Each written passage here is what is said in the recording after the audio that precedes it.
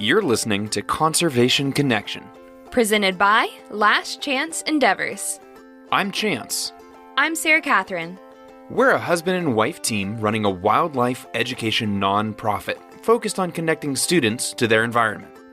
Each week, here on Conservation Connection, we do just that by introducing you to the groundbreaking science and conservation work that's happening every day across the globe. We talk to professionals working to protect our planet and ask them about their career, their current projects, their wild and crazy stories from the field, and everything in between. This episode is a collaboration with the Sun Valley Forum in Sun Valley, Idaho, and was made possible through a generous donation by the Nancy P. and Richard K. Robbins Family Foundation. The Sun Valley Forum is an intergenerational meeting of forward-thinking professionals that come from a diverse range of disciplines. These experts are on the cutting edge of what's happening in the fight for our future, and they've all come together at the Sun Valley Forum to share ideas and collaborate on solutions for a greener tomorrow. Let's get to the show. Alrighty guys, welcome to another episode of Conservation Connection. We're here in Sun Valley, Idaho at the Sun Valley Forum, and we are very excited to be talking with Frank Niepold. He is the Senior Climate Education Program Manager and Coordinator at NOAA's Climate Program Office. Welcome to the show.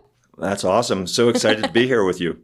So let's start out. NOAA is a huge organization, right? The National Oceanic Atmospheric Administration.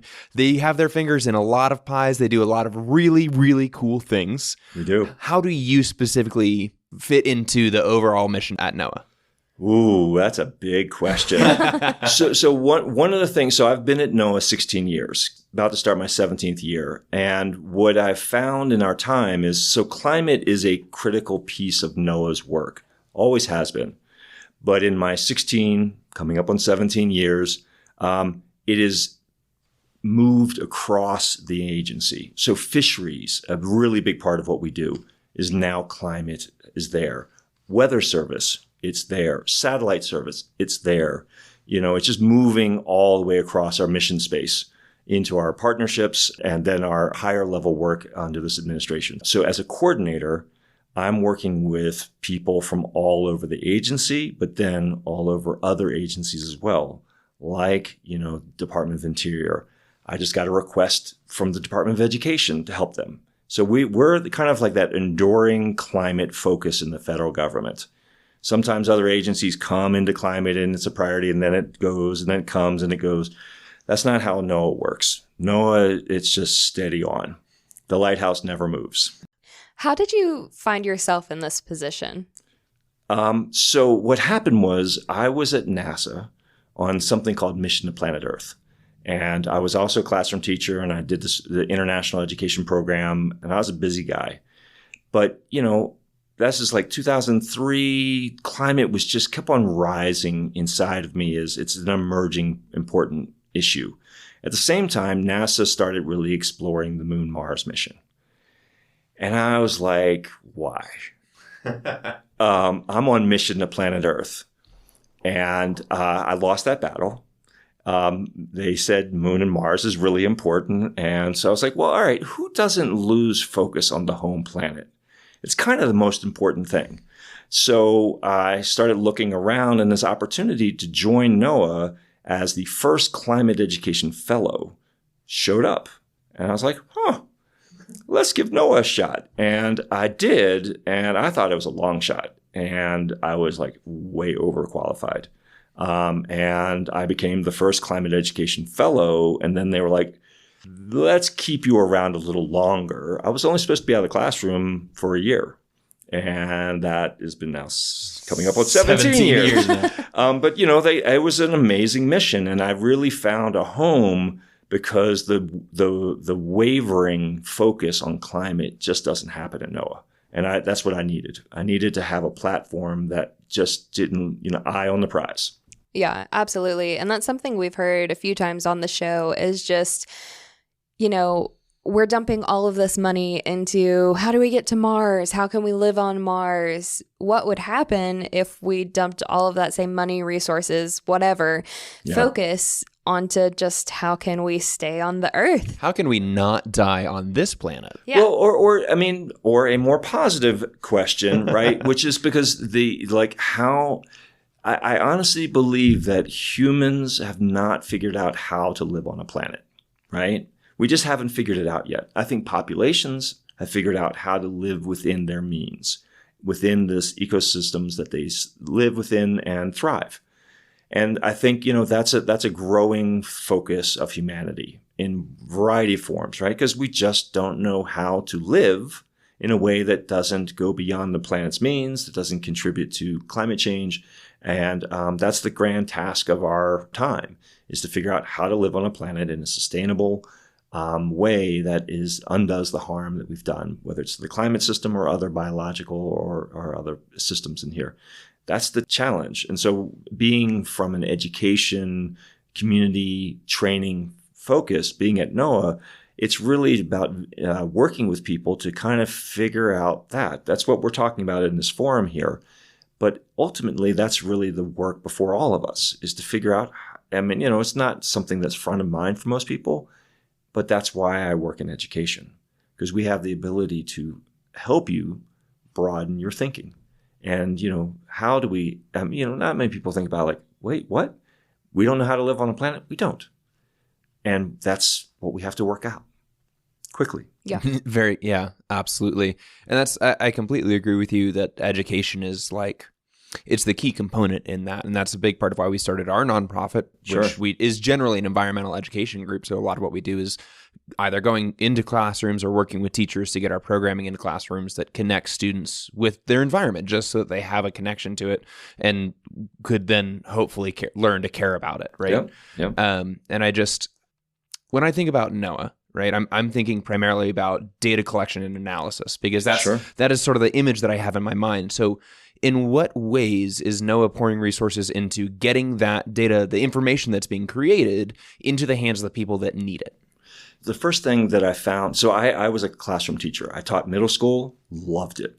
I taught high school, not so much. I loved teaching. I loved it. I did not expect my career path to change, right?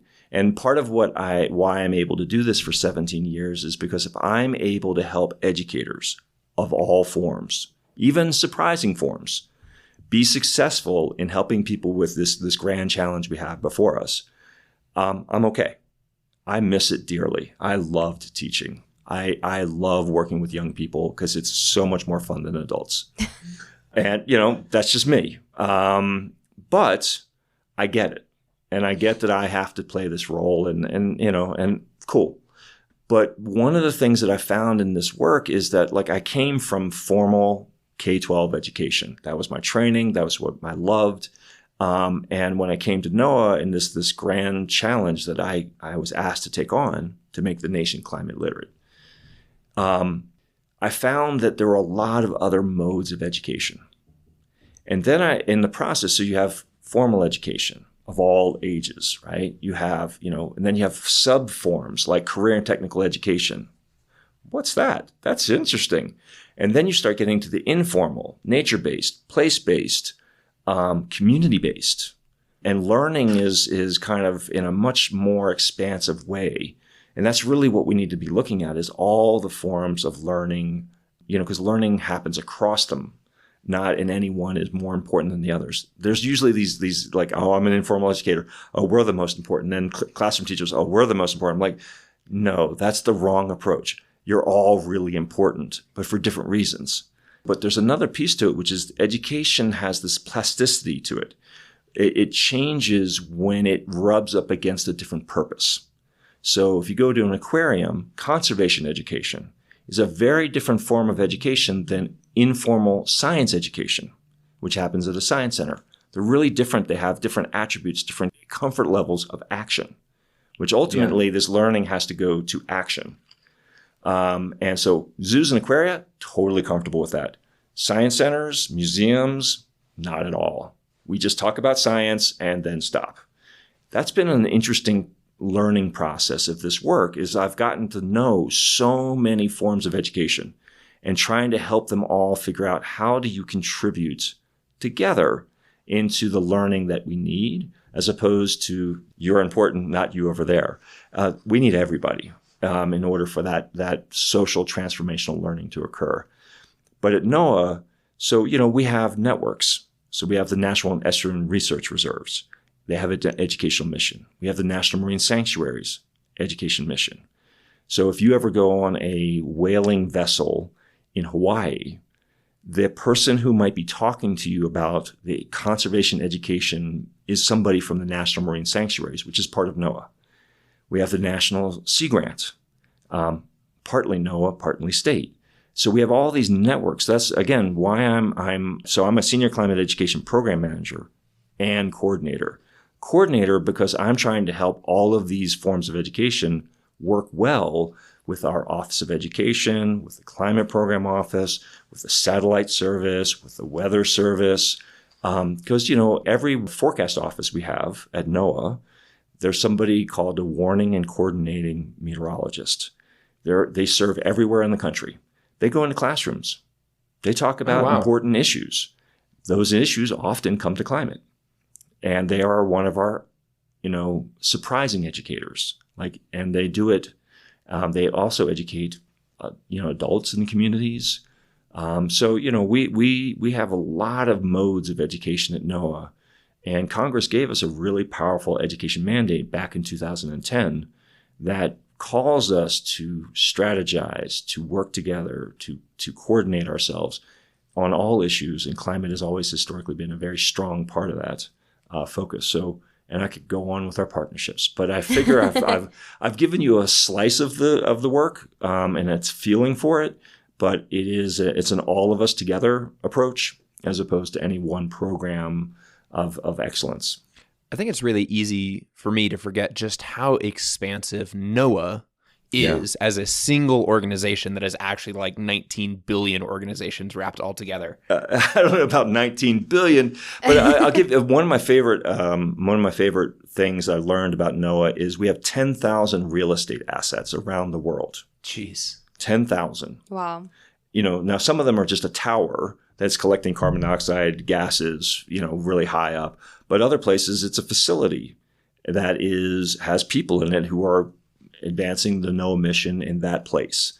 And so we've got people all over the place doing amazing work. It's one of the most collaborative organizations I've ever worked with because we all have this massive mission that we just don't have the resources to do by ourselves.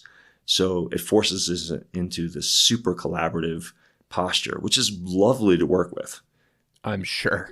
Right? Competitive places to work with are not so much fun. No, definitely less fun. Yeah, less fun. Do you have any specific projects or ways of education that you're working on right now that you found most effective or most exciting? Yeah. So yes. If I go back to 2005, where we started and where we are now, really different places on climate. So where we are right now is at the intersection of education of all forms, training, which is both relates to education and relates to reskilling, workforce development, public awareness, public access to climate information, and then community engagement.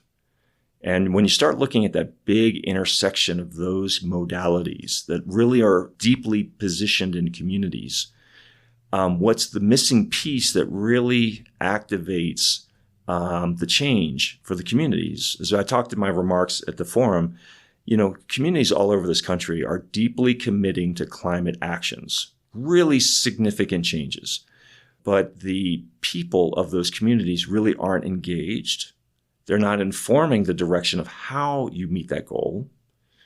It may not influence how these other priorities a community has that can be advanced inside of that, which is like you have disadvantaged communities. Do they have access to the opportunities that are coming with solving climate change? The solving of climate change is going to massively expand opportunities for jobs and well-being for people. Those who are ready are going to have better access to them than people who are not. So the work I'm trying to do is really look at that intersectional nature of justice, equity, and well-being while also rapidly solving climate change. What's missing is what I'm focused on, which is the infrastructure that allows people to know about each other, to work together. You are a conservation education media program. So how does what you do connect with others who are doing this work? Because we don't have enough coherence and a collective impact in our work. But in order for that to happen, I'm only one person.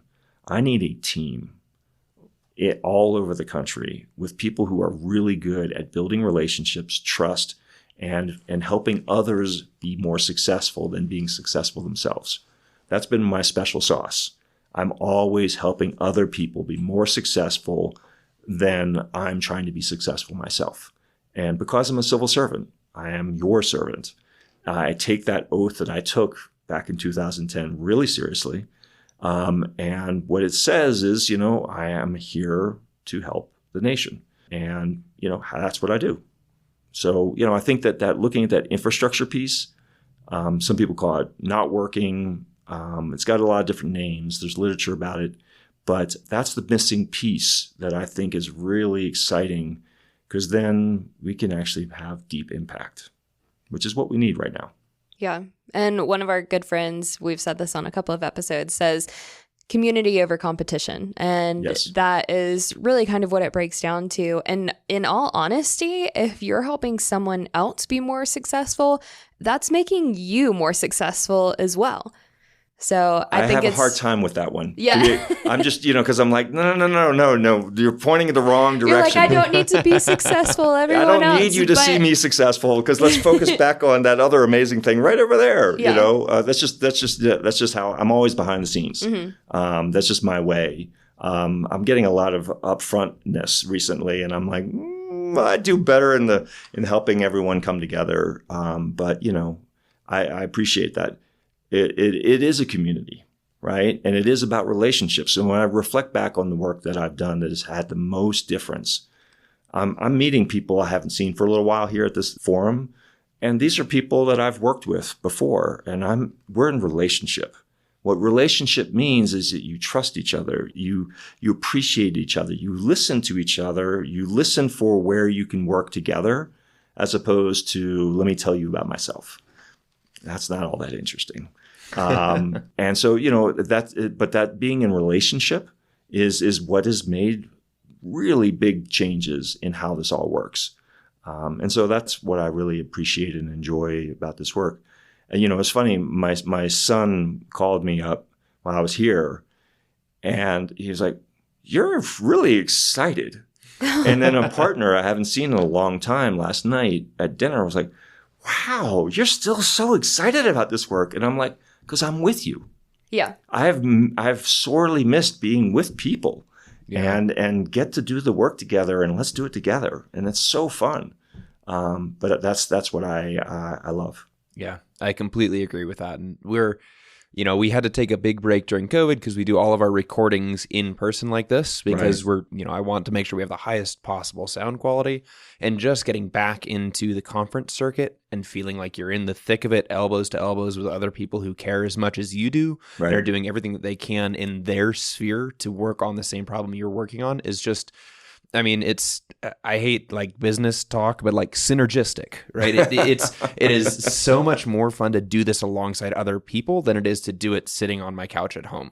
But there's something that I think I figured out in this, is that, in other topics, as soon as you start touching climate, it is a much more natural state for people to be in collaboration than other topics that I've worked in the past. They tend to be much more competitive, and even though there's limited resources in this space, there are. That's one of our biggest challenges, is we're just not deeply invested in enough. And we've got ample evidence that if you invest here, you will make significant progress on addressing climate change. However, because it's so important and so beyond anyone's ability to call what I did as the difference, it puts us in collaboration more than I've ever appreciated. I very much appreciate it, but I've not appreciated why collaboration is the go-to modality for this work. Yeah, I've seen it over and over again. That's a really interesting take on it, that it's just such a big problem that no single person can be the knight in shining armor. Yes. We're all just fellow soldiers working side by side. Yeah, yeah. And that's really, really cool. Yeah. It's we, by locking arms together, whether you want to use a school of fish, you want to use coral, there's many, many analogies you could use, but, we're stronger together than we are if we, stand out. Then you're like, oh, I'll take that little easy bite. Pickings. Easy pickings. You got it. So what does the future, like next 5 years, look like for your work? Oof. If you can predict the future. I know what I'm calling for, but I really think where I'm focused is in that not working space. Movement or infrastructure, it's got different names, but if I'm able to stay there and build that space, then all the people we work with, all the really important initiatives that are out there that are kind of because it's not natural for somebody to work in that collaborative space when you're funded and your reality is really project-based. Right. And so you need something that builds that center. There are different people who play that role. There are different attributes that play that role. But I've seen that as where we can have, some researchers say, collective impact. We need the impact. And I see the people part of addressing climate change to be the real Achilles heel. People don't understand it. They don't understand how urgent it is. They don't understand the opportunities. They're missing the signals. And we got to focus on that space. At least that's where I'm focusing on. How it gets resourced, I have not figured that out yet. I thought we might have had some shots at that in the coming budgets because it is a federal function. Because there's a lot of really important work that's happening in states, but they're not benefiting from each other. So community colleges are making amazing inroads here. And that school system over there is doing some really great innovation. And that museum over there is doing some amazing work. But the connective tissue between I have something I've learned and I have a need I'd like to learn about, that's where we're missing the accelerator. And so if I'm able to figure that out, I think I'll add something of value to this work. I'm pretty sure that's where the work is. I'm not exactly sure how we're going to get there, but I'm working on some stuff right now that should definitely lay the foundation. And what I'm really looking at is the climate action plans. They go by different names: sustainability plans, resilience plans, master plans. But they really give us a roadmap for every community that has one of these. Oh, you're trying to do something really big here? Let's get the people involved. And let's get them involved to the point that they actually have, I've been joking around it recently, is the Rosie the Riveter time, right? Because remember what that was. It was a war effort, and we didn't have enough people working to build the tools that we needed to win that war. I'm not a big war guy, but it's a good analogy. But it was a call to women to join the industrial sector to help make this happen. Well, we've got a lot of calls to action that just have not gone out. HVAC technician. If we're going to electrify heating nationwide, and it's going to be heat pumps, that's going to do it, electric heat pumps, and those electricity is going to come from renewable energy. That's how this all works. We do not have anywhere near enough HVAC technicians. It's going to be the limiting factor on how fast that strategy moves. Same thing with solar panels. Solar installer, easy to develop. Electrician, to connect the panels on that system to the grid or to a battery system, we don't have enough electricians. Full stop.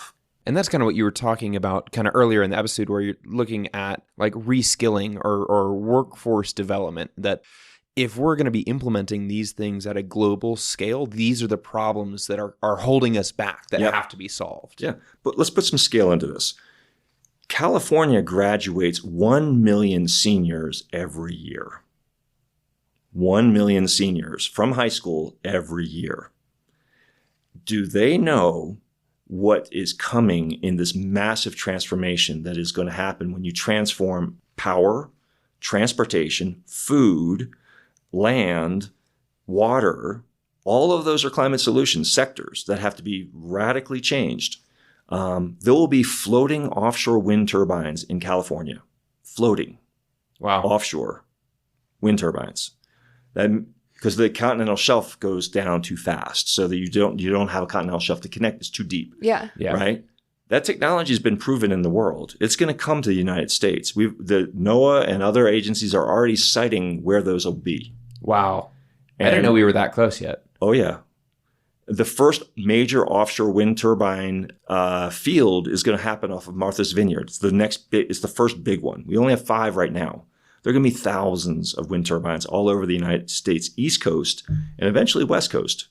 There's a community college in New Bedford, Massachusetts, that has an associate's degree in offshore wind technician.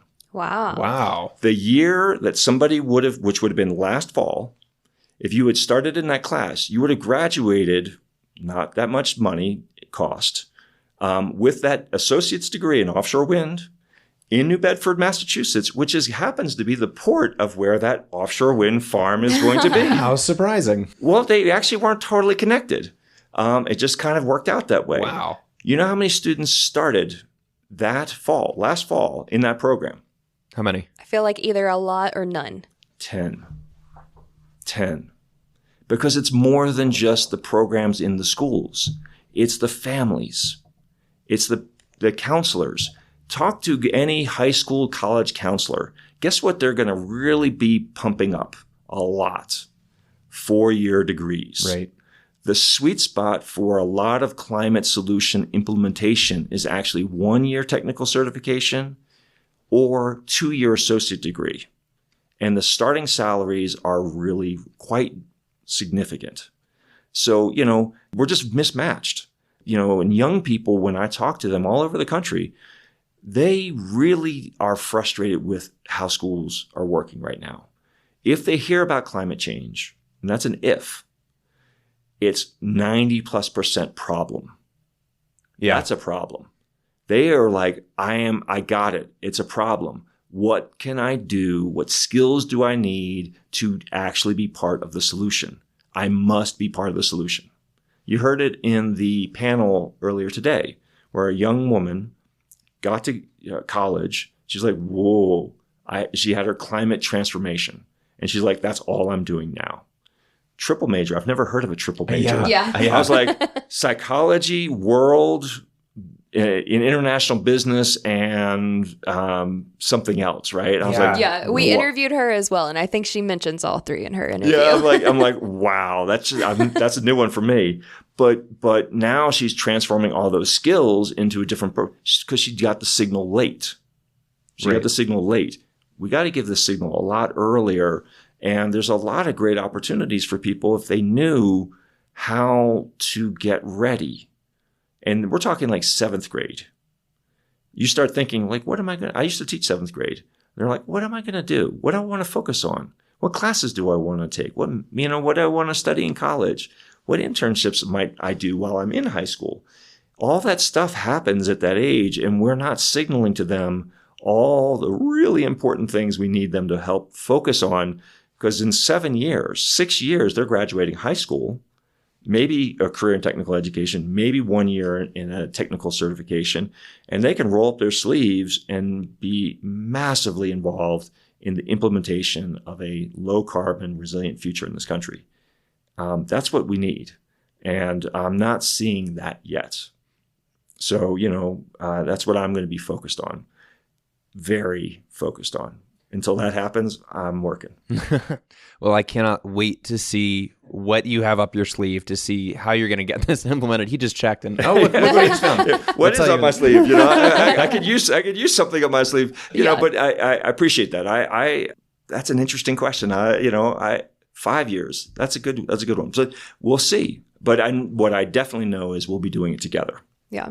So to those of you listening, consider, especially our young listeners, consider those different career paths. Consider those questions that you should be asking yourself of how you can get involved. And it's not just your typical path that everyone keeps preaching about. I mean, Chance and I had it in school as well, like 4-year degree. That's pretty much it. But it's not always that path. Nope. And that's not the right path for everyone. It's not. Just to make sure we're clear on this, we need PhD scientists working on the next generation battery storage system and the next generation solar panel with higher efficiencies and, and higher recycling ability. And we need all of that. But we also need, a massive amount of people who are just going to join the work, get it done. You can make a lot of money and then go back to school. So one of my colleagues talks about the braided river approach. If you just imagine a delta, when you have all these rivers kind of splitting and crossing each other, that's really the future of careers, right? Where you may start with a 1-year technical certification, and then you're in that for 5 years, and then you go into college, get an associate or a bachelor's, maybe even a master's, maybe even a PhD, and and then you move back into work, and then back and forth, back and forth. That's really how we think. It's too linear, too simple, like 4-year degree, then work, 4-year degree, master's, then work. I mean, it's just too simple. Which kind of echoes, it's really funny that you bring that up, and that we were just talking about Sayarchanan and the young students that were on the panel today. Sure. Because an observation that kind of struck me while we were talking with them is that people that are right now considered youth via the UN, which would be anybody 35 and under, right? 35. So I am still a youth. I am not. Sorry. Not really. But people in that group, I feel like their paths and the work that they're doing is so much less linear than the generation above them, right? So many of us have like 6 different projects that are all in service to the same mission, but are not connected to each other. Right. I mean, we could literally list off like 9 projects that just the 2 of them were working on in that single episode. And that totally ties in with this braided river approach that you're going to do a little bit of this and a little bit of that. And that is the future of what an American career path is going to look like, in the next decade. So there's one, so I get asked a question about like, how did you become you? And how did you, all the time, right? By a lot of, I work with young people, interns all the time. And one of the things I think is really important to think about in this space that totally picks up on what you just said is that, there was a lot of yes in what I did. Where somebody would say, Frank, do you want to go to Saskatchewan and work on the Boreas field campaign with NASA? We'll pay you your wage, I'm like, yeah. I would be really sad if you had said no. Well, I mean, no. Just so we're clear, standing in a black spruce forest with thousands and thousands of mosquitoes was not my ideal. I mean, it was a memorable experience. I imagine it was. Yeah, it was very memorable. I love dragonflies now because they eat mosquitoes, and I can hear it. There were so many because Oh my gosh. Yeah, I'm telling you, it was surreal. But there's a lot of mentors. There's a lot of people extending offers. There's a lot of just taking the next opportunity and not knowing exactly how it's all going to work out. And I heard that in one of the students on that panel, where she's, when she was asked, like, so what are you going to do now? You've just graduated from ASU. And she's like, I don't know. I'm working on it, but I definitely know being part of solving climate change is what it's going to be about. But that openness to like, I know what it's going to be focused on, but exactly how it's going to show up is I'm not sure about. Turns out to be a really important thing because it keeps your purpose and your alignment and what's relevant to why you do what you do clear. And then the exact nature of what you're doing. I never thought I was going to be a federal civil servant, nor a federal program officer. It's really hard.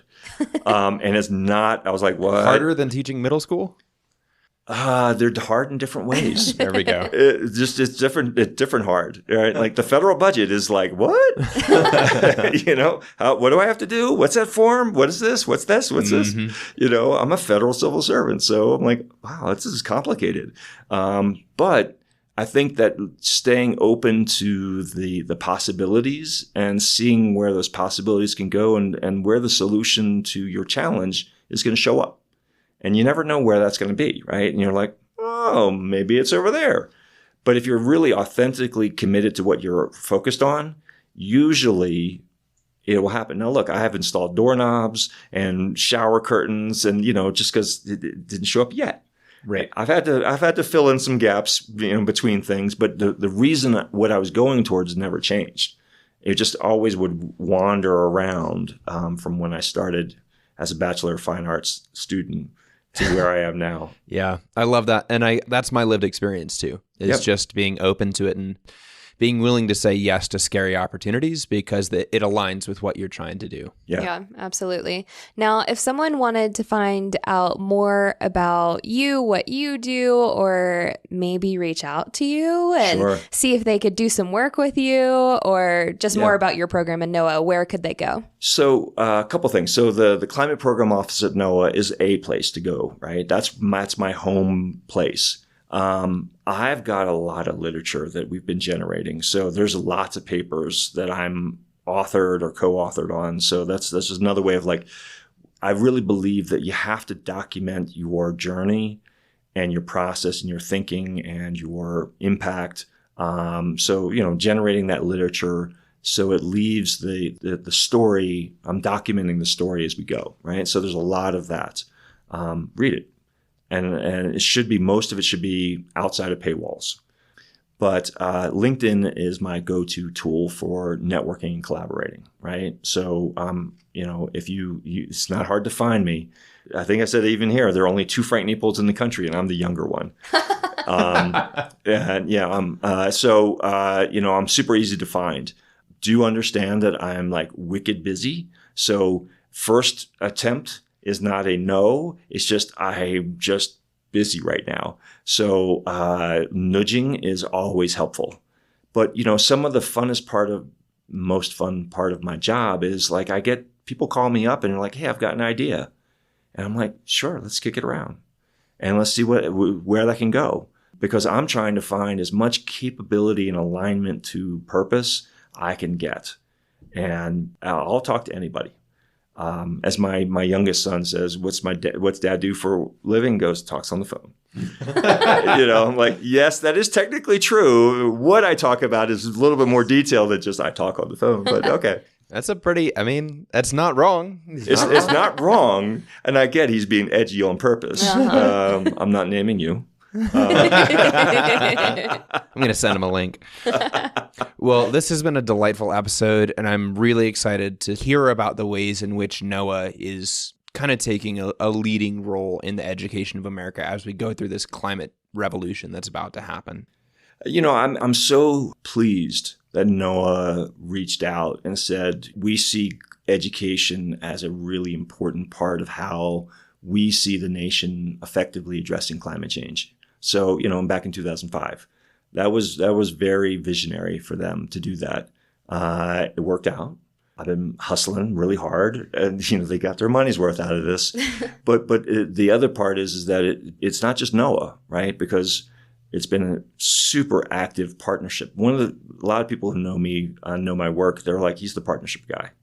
He's always talking partnerships. He's always working and I am. I'm always working partnerships because that's actually how your little budget and your little staff becomes massively impactful. And so I'm always actively working with new partners. I'm doing it here, and that's cool. It's the fun part of the job. Absolutely. Well, thank you so much for joining us on the show today. Hopefully we can catch up with you in a few more years and see what you've done. Yeah. I love it. I love to see where you guys are going as well. Thank you. Thanks for listening to this episode of Conservation Connection. If you enjoyed our podcast, go ahead and subscribe to make sure you catch every episode that we post. We'd love to hear from you. So if you want to reach out, go to our website, lastchanceendeavors.com/contact and shoot us an email. We love questions from our listeners, so if you heard something that you want to know more about, be sure to let us know. If you've got a minute to spare, leaving a 5-star review on Apple Podcasts will help other conservation-minded people find the show. We'd really appreciate it. A big thanks to the people working to protect our planet, and a big thanks to you for listening. Don't forget to tune in next week.